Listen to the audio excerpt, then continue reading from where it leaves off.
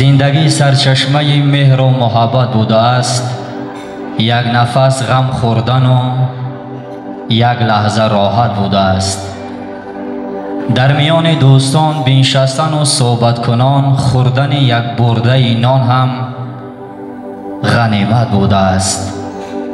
روی دنیا عشق می ورزیم و عاشق می شویم.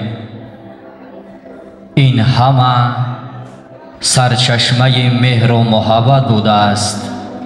ناامیدی دیده و ناامید گردیدیم همه.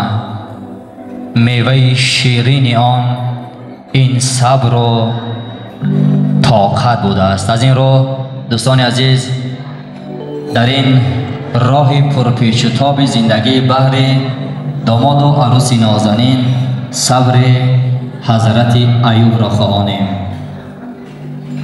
میگویند تا باد صبا را به گلستان گذری هست، مرغان چمن را به ره گل نظری هست.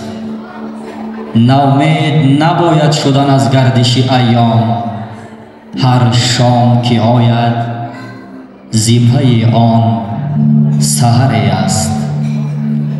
بنشین نفس بلبل شوریده که امروز با ناله زار دل من هم اثری است. گر شربت وصلت به لب تشنه ندادن، بیمار غم عشق تو را چشم تری است. چشمم بره قافله بوی وصالت، در کوی تو از باد صبا تا خبری هست. بیداد مکن این همه را در دل مخفی، اندیشه نما غیر تو هم دادگری هست.